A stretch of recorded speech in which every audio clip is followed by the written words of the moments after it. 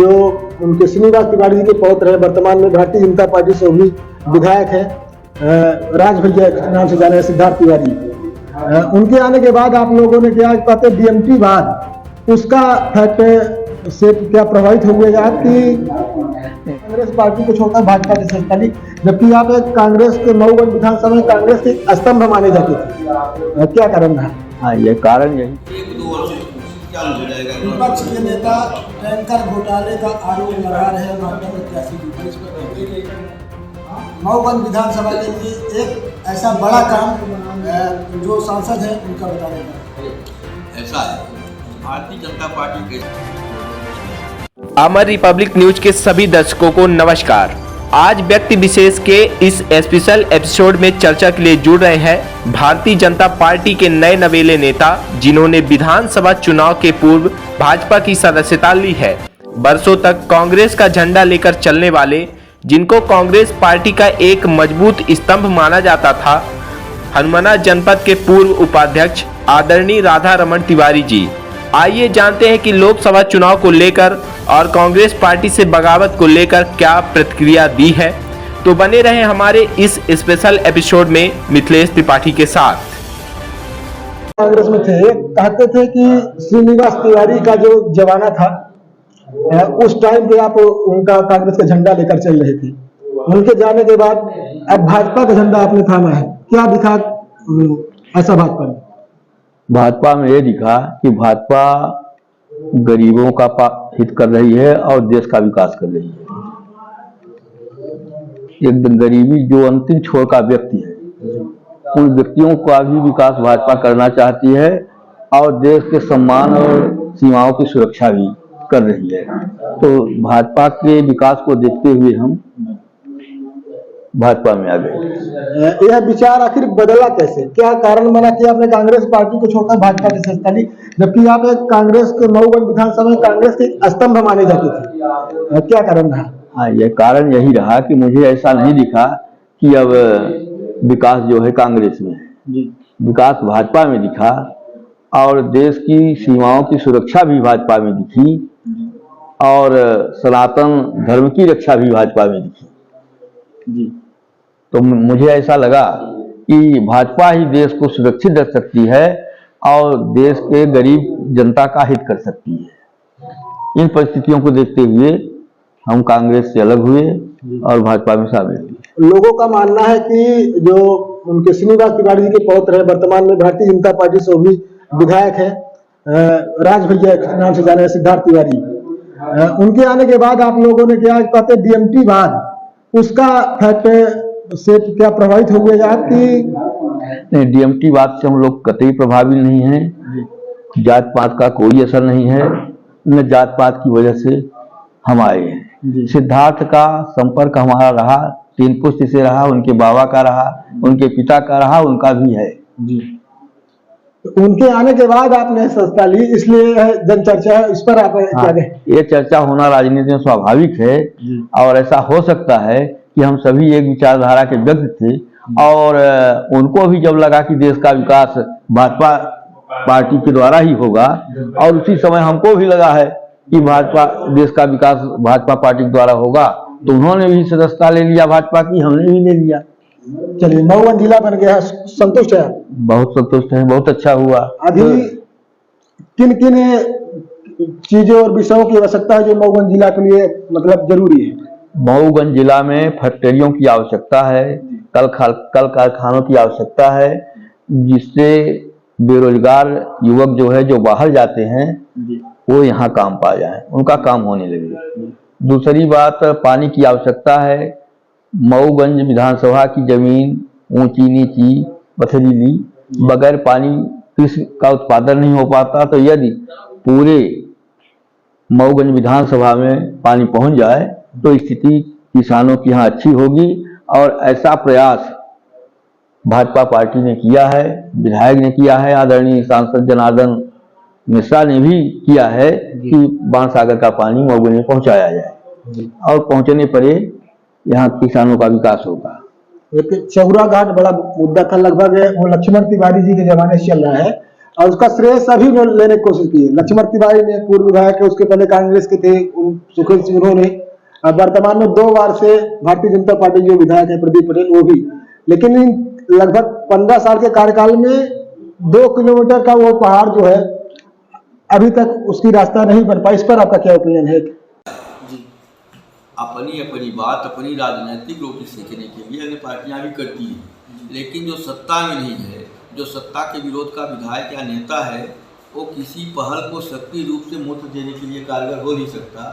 तो भाजपा के जो विधायक थे प्रदीप, उन्होंने भी इसका प्रयास किया और जनार्दन मिश्रा ने भी प्रयास किया जो कि सांसद हैं, और वर्तमान में जनार्दन मिश्रा के प्रयास से जो है घाट के नीचे जो चौथा तहसील है वो रोड बन चुकी है और ये भी शीघ्र ही टूटकर बन जाएगा। जी हाँ, फॉरेस्ट का कुछ लफड़ा था जो उन लोगों के बीच समझौता हो चुका है रोड बनने के लिए। एक और विषय, इस टाइम पे देखा जा रहा है कि बहुत सारे लोग भारतीय जनता पार्टी की संस्था ले रहे हैं और आप स्थानीय जो क्षेत्र की राजनीति उसमें ज़्यादा सक्रिय थे। नगर परिषद हरमना का भाजपा में आना, फिर यह आरोप लगाना कि हमको जबरदस्ती बुलवा लिया गया, पट्टा पहना दिया गया, फिर भाजपा में आ जाना, इस घटनाक्रम को आप कहाँ देखते हैं? मैं ये समझता हूँ कि नगर पंचायत अध्यक्ष आशुतोष गुप्ता ने भी यह सोच समझ कर की कि हमारे नगर पंचायत का विकास, क्योंकि हम अध्यक्ष हैं, नगर पंचायत का विकास, हमारे क्षेत्र का विकास भाजपा के द्वारा ही होगा, तो इसलिए उन्होंने सदस्यता लिया। और जहाँ तक है कि ये बयान देना, तो मैं तो नहीं जानता कि उन्होंने ये बयान दिया, लेकिन मैं समझता हूँ कि कहीं मीडिया वालों से मिल मिलाकर या कांग्रेस के दबाव से ऐसा हो गया होगा। और जबकि वो पुनः फिर लगातार भाजपा में आ रहे हैं, काम कर रहे हैं, हर मीटिंग में, चाहे जनार्दन मिश्रा की मीटिंग हो, चाहे प्रदीप पटेल की मीटिंग हो, चाहे सिद्धार्थ तिवारी की मीटिंग हो, प्रत्येक मीटिंग में आशुतोष गुप्ता हाजिर रहे, जिनको सोनू कहते हैं अध्यक्ष, और सभी नेताओं को अपने घर भी चाय के लिए ले गए। इसलिए वे अपने स्वेच्छा से भाजपा में आए हैं और भाजपा में रहकर काम कर रहे हैं। अभी एक चर्चा ये भी थी कि एक बड़े केंद्रीय मंत्री जो थे पूर्व में, अभी राज्य की राजनीति में सक्रिय हैं, प्रहलाद पटेल, उनका एक वक्तव्य आया था कि जो भी कांग्रेस से या कि अन्य दलों से आ रहे हैं तो उनमें भारतीय जनता पार्टी में 2 बाक्स रखे गए, गीला कचरा, दूसरा सूखा कचरा, तो उनमें उनको लोगों को रखा था। इस टिप्पणी पर आप कैसे देखते हैं, क्योंकि आप भी अभी जो हाल ही में भाजपा को ज्वाइन किया है, वैसे लोग हैं तो जो भाजपा को ज्वाइन कर रहे हैं उनको गीला कचरा, सूखा कचरा बताकर मतलब में बड़ा नेता बोल रहा है, इसको कैसे आप देखिए? ये सब बड़े नेता हैं, इनके संबंध में हम कुछ नहीं कह पाएंगे, ये तो वही लोग बता पाएंगे इसका। नहीं तो मनोबल क्या गिरता है, क्योंकि जब नए लोग जा रहे हैं उनको गीला कचरा सूखा कर रहे हैं, तो मनोबल क्या गिर रहा है? कचड़े न तो पुराने लोग हैं न तो नए लोग हैं। जो नए लोग जा रहे हैं वो भी भारतीय जनता पार्टी में सक्रिय हैं, जो जहाँ से भी प्रत्याशी है उसको जिताने के लिए मनोयोग से पूरे लड़ रहे हैं भारतीय जनता पार्टी के प्रत्याशी को जिताने के लिए। और यह कहीं कोई टिप्पणी होती है तो अपने हिसाब से कोई बड़ा नेता टिप्पणी करता है, उसमें हम छोटे लोग हैं और क्षेत्रीय राजनीति करते हैं, उसमें हम कुछ बोल नहीं सकते। क्षेत्र की राजनीति में 26 तारीख को मतदान है लोकसभा चुनाव को लेकर, आप भी प्रचार में जा रहे हैं। था मऊगंज विधानसभा के लिए एक ऐसा बड़ा काम जो सांसद हैं उनका बताने का। ऐसा है, भारतीय जनता पार्टी एक ऐसी पार्टी है जिसका सम्मिलित रूप से पूरा काम होता है और बहुत सी योजनाएं, जैसे मान लीजिए चाहे रोड का काम जो 4 लाइन है, तो चाहे वो हरमना से रीवा के लिए हो, चाहे मिर्जापुर के लिए हो, चाहे इलाहाबाद के लिए हो, चाहे सीधी के लिए हो, जहाँ आज के 10 वर्ष पहले हम 5 घंटे 6 घंटे पहुँचते थे, वहाँ यार 1.5 घंटे 2 घंटे में पहुँच रहे हैं। तो ये जनार्दन मिश्रा का ही काम है। जहाँ रीवा जिले में 3 ट्रेनें चलती थी, वहाँ जनार्दन मिश्रा के सांसद बनने के बाद 15 ट्रेनें चल रही हैं, ये भी उनका काम है। जहाँ हमारे रीवा की जनता कल्पना भी नहीं किया था कि यहाँ से प्लेन रीवा से उड़ेगा, वो प्लेन का हवाई अड्डा बनकर तैयार है और इसके बाद आचार संहिता समाप्त होने के बाद हवाई अड्डे का वो लोकार्पण हो जाएगा और यहाँ से हवाई उड़ान होने लगेगी।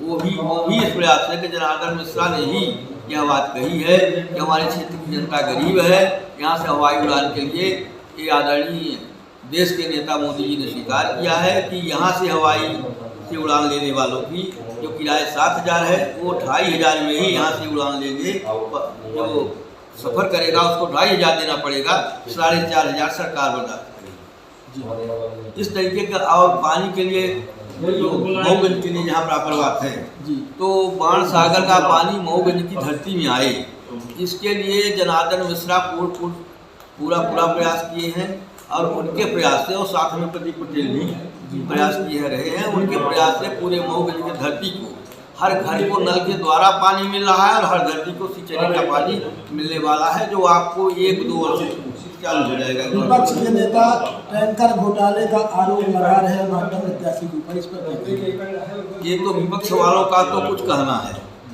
वो कहने की अलग बात है। टैंकर तो विपक्ष वालों ने भी जब पद पर थे तो दिया है, और सत्ता वाले जनता का काम है तो टैंकर देते हैं, उसमें घोटाला होता नहीं।